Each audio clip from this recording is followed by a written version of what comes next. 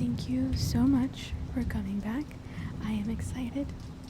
I've been itching to keep reading, which is just so nice because it's exactly how I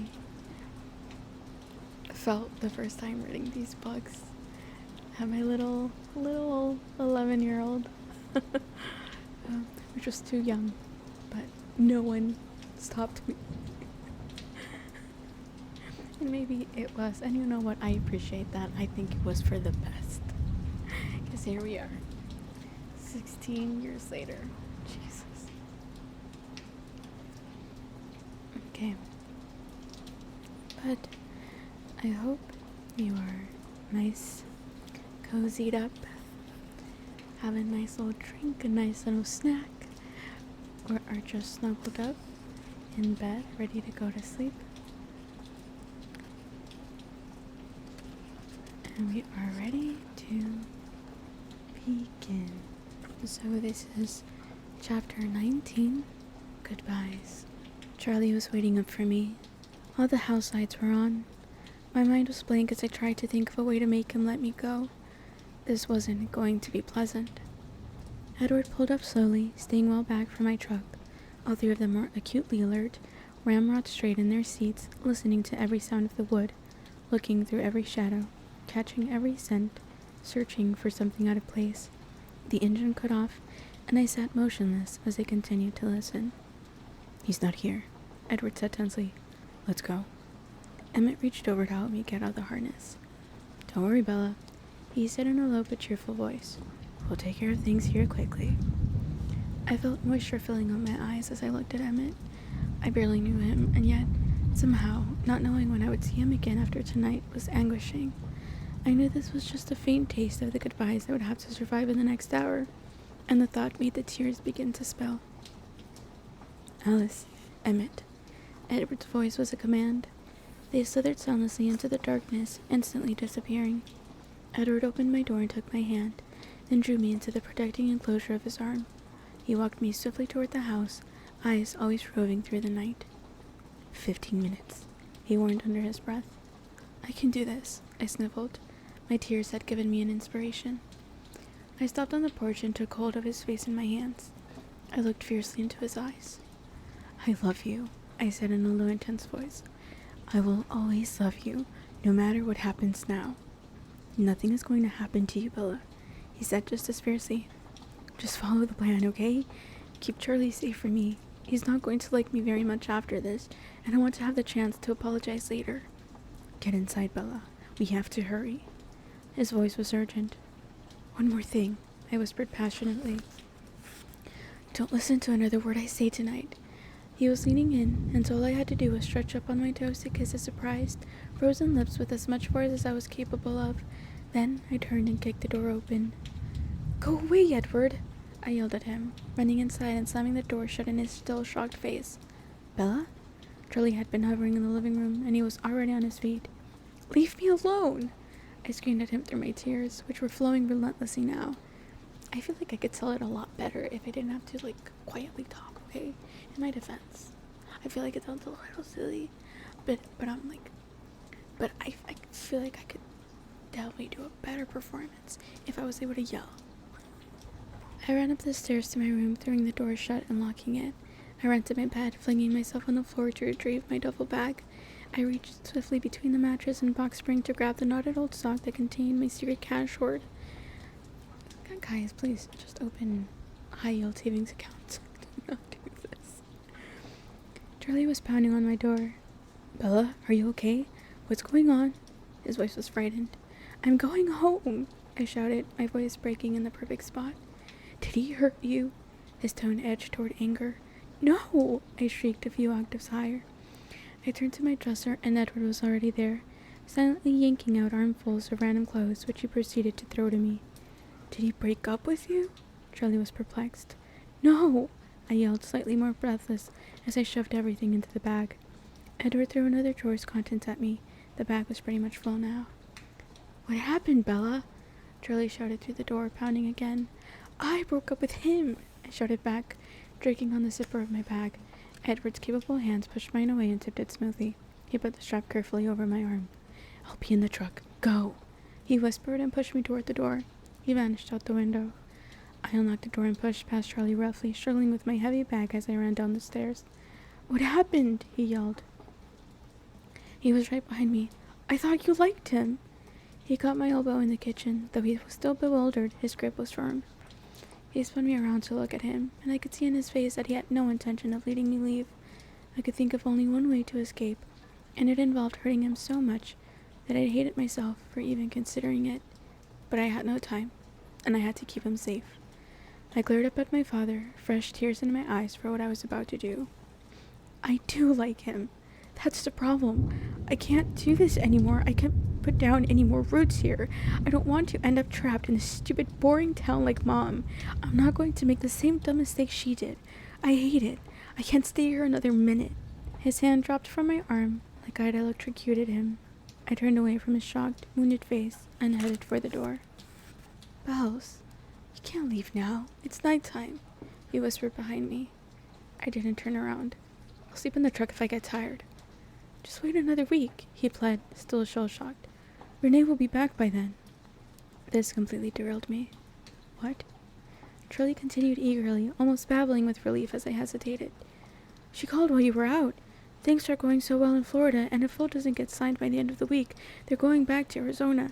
The assistant coach of the Sidewinders said they might have a spot for another shortstop. I shook my head, trying to reassemble my now confused thoughts. Every passing second put Charlie in more danger. I have a key, I muttered, turning the knob. He was too close, one hand extended toward me, his face dazed. I couldn't lose any more time arguing with him. I was going to have to hurt him further. Just let me go, Charlie. I repeated my mother's last words as she'd walked out this same door so many years ago. I said them as angrily as I could manage, and I threw the door open. It didn't work out, okay? I really, really hate forks. My cruel words did their job. Charlie stayed frozen on the doorstep, stunned, while I ran into the night. I was hideously frightened of the empty yard. I ran wildly for the truck, visualizing a dark shadow behind me. I threw my bag in the bed and wrenched the door open. The key was waiting in the ignition. I'll call you tomorrow, I yelled, wishing more than anything that I could explain everything to him right then, knowing I would never be able to. I gunned the engine and peeled out. Edward reached for my hand. Pull over, he said as the house and Charlie disappeared behind us. I can drive, I said through the tears pouring down my cheeks. His long hands unexpectedly gripped my waist and his foot pushed mine off the gas pedal.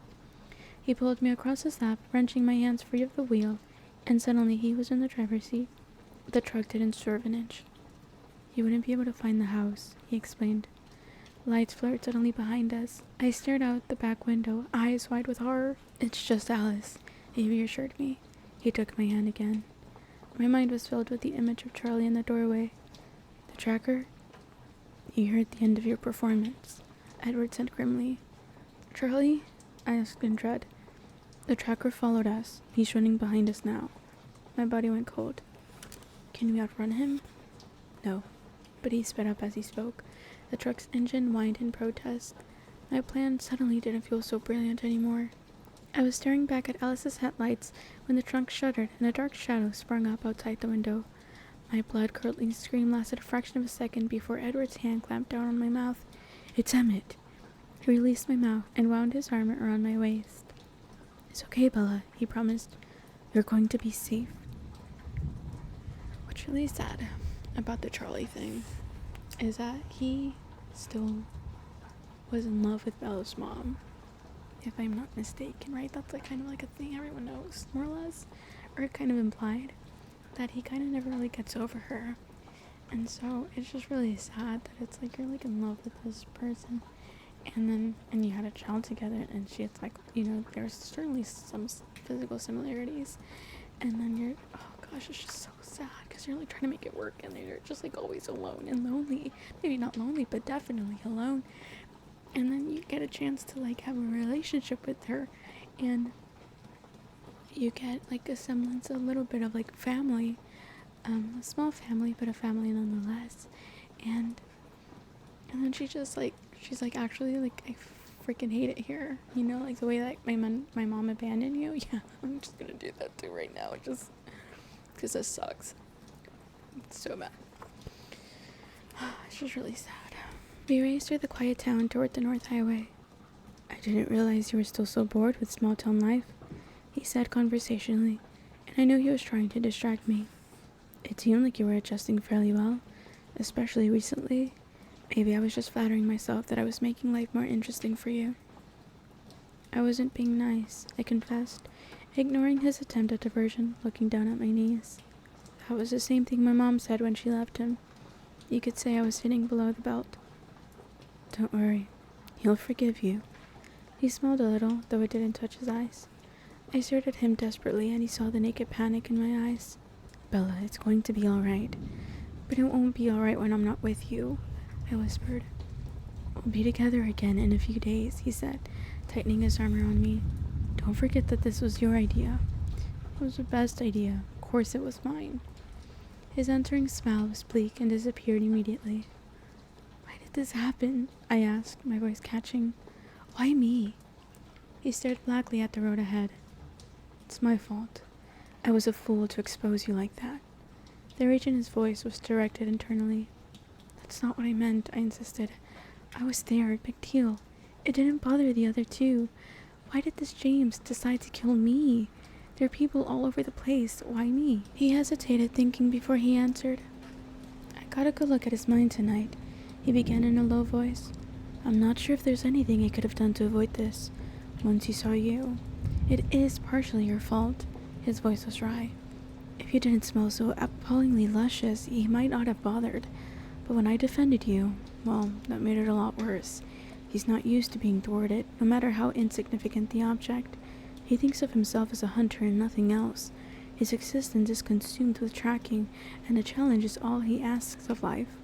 Suddenly, we presented him with a beautiful challenge, a large clan of strong fighters, all bent on protecting the one vulnerable element. You wouldn't believe how euphoric he is now. It's his favorite game, and we've just made it his most exciting game ever. What are you doing? Espérate, pumpkin. His tone was full of disgust. He paused a moment. If I had stood by, he would have killed you right then, he said with hopeless frustration. I thought I didn't smell the same to the others as I do to you, I said hesitantly. You don't, but that doesn't mean that you aren't still a temptation to every one of them. If you had appealed to the tracker, or any of them, the same way you appeal to me, it would have meant to fight right there. I shuddered. I don't think I have any choice but to kill him now, he muttered. Carla won't like it. I could hear the tires cross the bridge, though I couldn't see the river in the dark. I knew we were getting close. I had to ask him now. How can you kill a vampire? He glanced at me with unreadable eyes, and his voice was suddenly harsh. The only way to be sure is to tear him to shreds, and then burn to pieces. And the other two will fight with him? The women will. I'm not sure about Laurent. They don't have a very strong bond. He's only with him for convenience. He was embarrassed by James in the meadow. But James and the woman will try to kill you? I asked, my voice raw. Bella, don't you dare waste time worrying about me. Your only concern is keeping yourself safe and please, try not to be reckless. Is he still following? Yes. He won't attack the house, though. Not tonight. He turned off onto the invisible drive with Alice following behind. We drove right up to the house. The lights inside were bright, but they did little to alleviate the blackness of the encroaching forest. Emmett had my door open before the truck was stopped. He pulled me out of the seat, tucked me like a football into his vast chest, and ran me through the door. We burst into the large white room, Edward and Alice at our sides. All of them were there. They were already on their feet at the sound of our approach. Laurent stood in their midst. I could hear low growls rumble deep in Emmett's throat as he set me down next to Edward. He's tracking us, Edward announced, glaring balefully at Laurent. Laurent's face was unhappy. I was afraid of that. Alice danced to Jasper's side and whispered in his ear. Her lips quivered with the speed of her silent speech. They flew up the stairs together. Rosalie watched them and then moved quickly to Emmett's side. Her beautiful eyes were intense and, when they flickered unwillingly to my face, furious. What will he do? Carlisle asked Laurent in chilling tones. I'm sorry, he answered. I was afraid, when your boy there defended her, that it would set him off. Can you stop him? Laurent shook his head. Nothing stops James when he gets started. We'll stop him, Emmett promised. There was no doubt what he meant. You can't bring him down. I've never seen anything like him in my 300 years. He's absolutely lethal. That's why I joined his coven. His coven, I thought, of course. The show of leadership in the clearing was merely that, a show. Laurent was shaking his head. He glanced at me, perplexed, and back to Carlisle. Are you sure it's worth it? Edward's enraged roar filled the room. Laurent cringed back. Carlisle looked gravely at Laurent. I'm afraid you're going to have to make a choice. Laurent understood. He deliberated for a moment. His eyes took in every face and finally swept the bright room. I'm intrigued by the life you've created here, but I won't get in the middle of this. I bear none of you any enmity, but I won't go up against James. I think I will head north to that clan in Denali. He hesitated. Don't underestimate James. He's got a brilliant mind and unparalleled senses. He's every bit as comfortable in the human world as you seem to be, and he won't come at you head on. I'm sorry for what's been unleashed here. Truly sorry. He bowed his head, but I saw him flicker another puzzled look at me. Go in peace, was Carlisle's formal answer. Laurent took another long look around himself, and then he hurried out the door. The silence lasted less than a second. How close? Carlisle looked to Edward. Esme was already moving.